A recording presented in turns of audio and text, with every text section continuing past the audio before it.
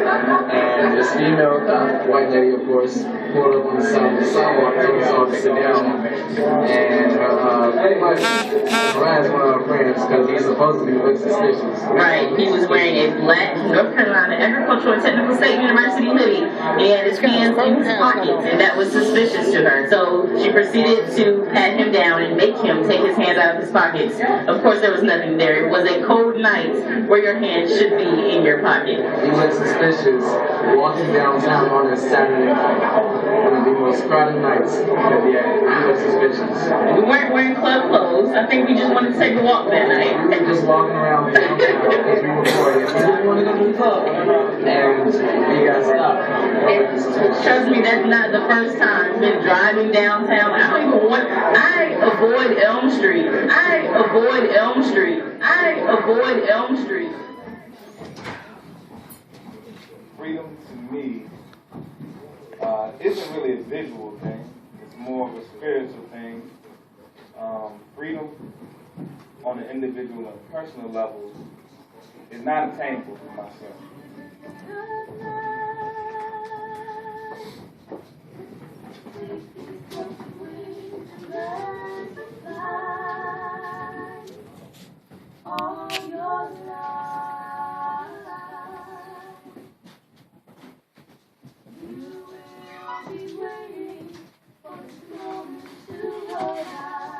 I think freedom is the right to be able to make all of your decisions as long as they don't hurt anybody else.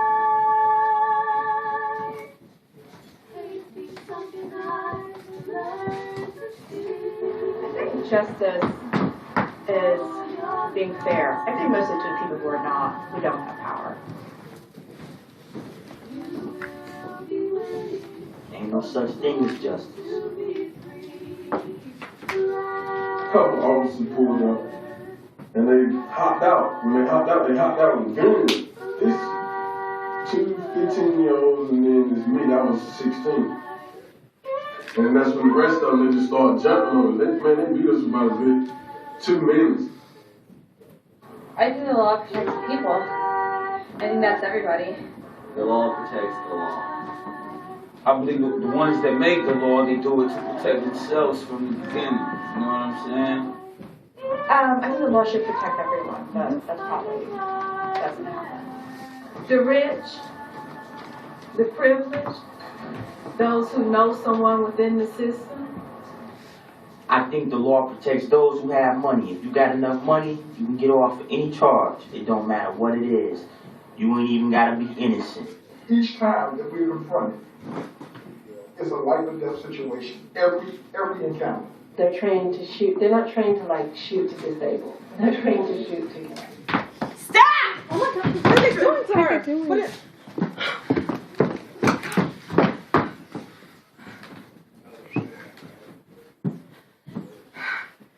I live Patrol in a war zone. Yes, there's crime, drugs, thugs, and gangs.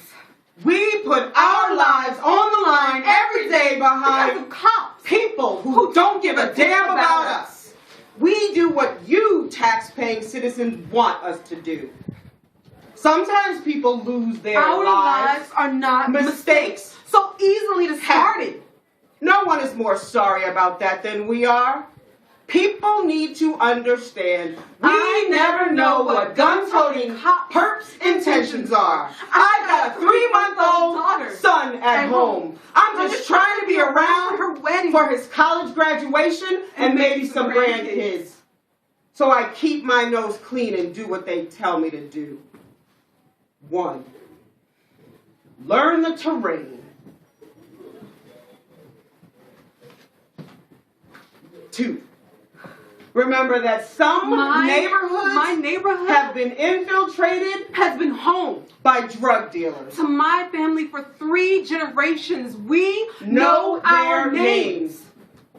These drug dealers, their families, and associates manipulate allegations of race, class, and discrimination to alienate their neighborhoods so they can continue their criminal enterprises. Our bodies hold memories. Some are sophisticated enough to use the political, governmental, and judicial arenas to isolate their neighborhoods from law enforcement. Of stolen grandmamas and granddaddies, of unspoken legacies, of repeated histories. We prepare to be taunted by individuals trying to allege police misconduct. Are you going to take her to jail? Then I'm taking her home.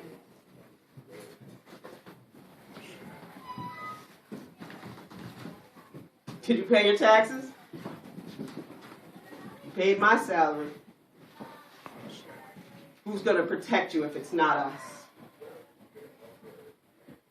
Don't act like you're surprised. Ida, Arthur, Mary. Ida, Arthur, Mary. Ida, Arthur, Mary. We know their names. Ida, Arthur, Adele Mary. Stokes. Ida, Arthur, Charles Mary. Hill. Ida, Arthur, Mary. Ida, Arthur, Mary. We know their names. Ida, Arthur, Mary. Ida, Arthur, Mary. Ida, Arthur, Mary. Daniel Lee. Ida, We know their names. Aunt Marty. Ida, Arthur. Who's going to protect you if it's not us? Ida, Arthur, Mary. Daniel Lee. Aunt Marty. Ida, Arthur, Mary. Uncle Petey. Ida, Arthur, Daniel Lee. Aunt Marty. We know their names. Uncle Petey. Ida, Arthur, Mary. Ida, Arthur, Daniel Lee. Ida, Arthur, Mary. Aunt Marty. Ida, Arthur, Mary. Uncle Petey.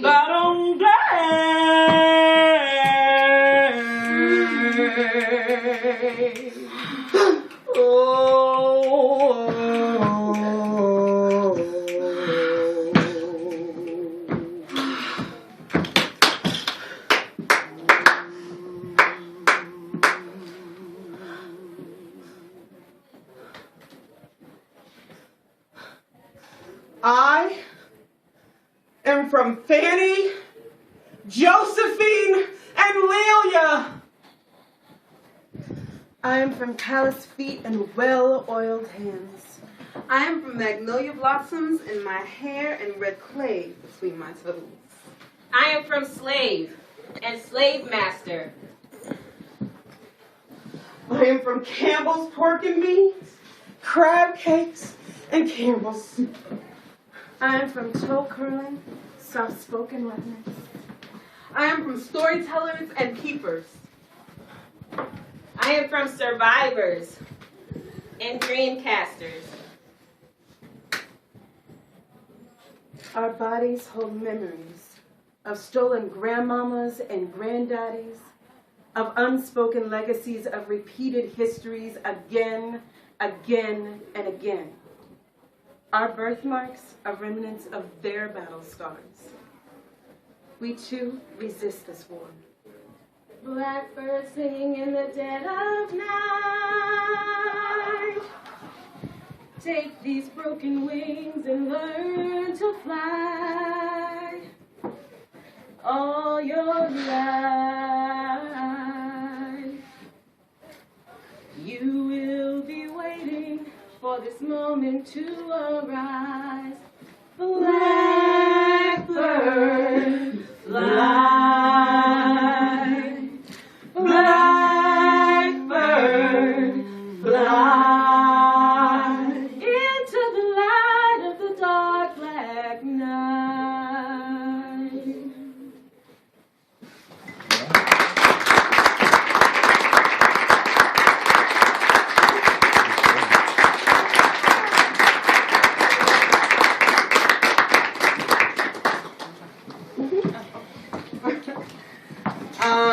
Thank you, everyone.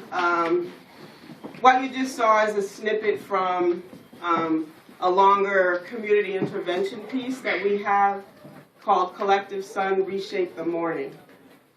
This piece was created through several years of story gathering from young people in Durham and from other parts of the country, actually, about the experience that they have had with the prison system, what we call the prison industrial complex.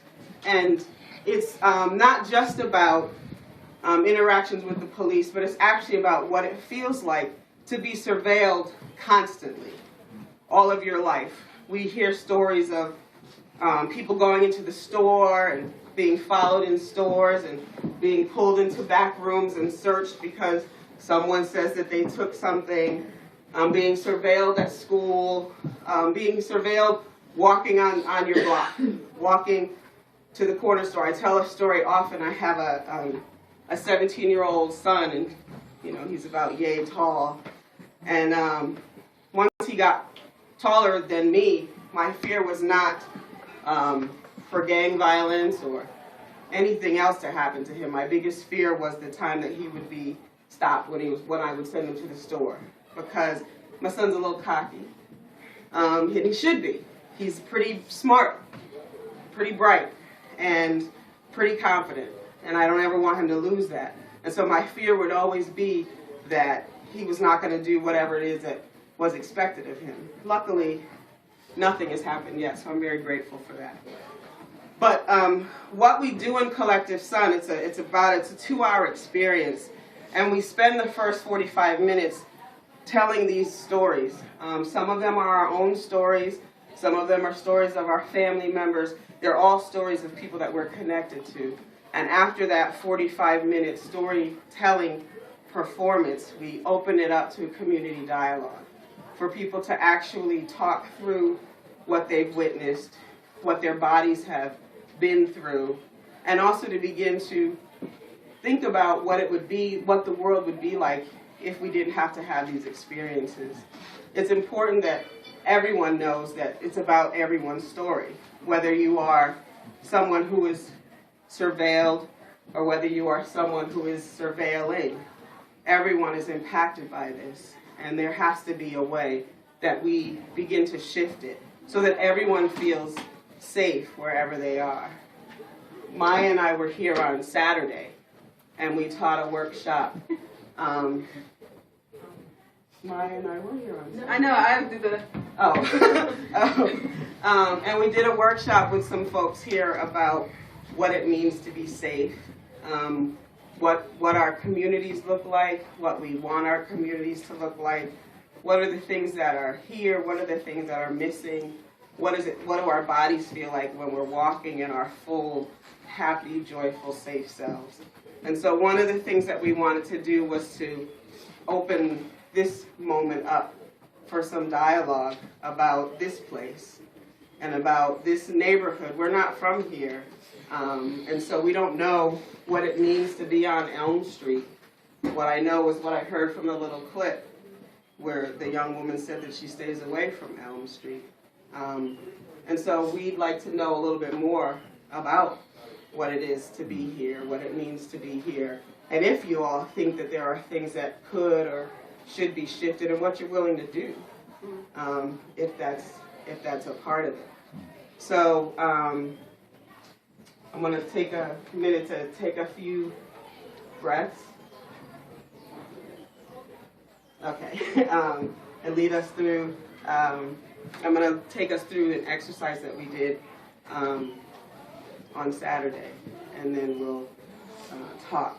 So I'd like you all to close your eyes.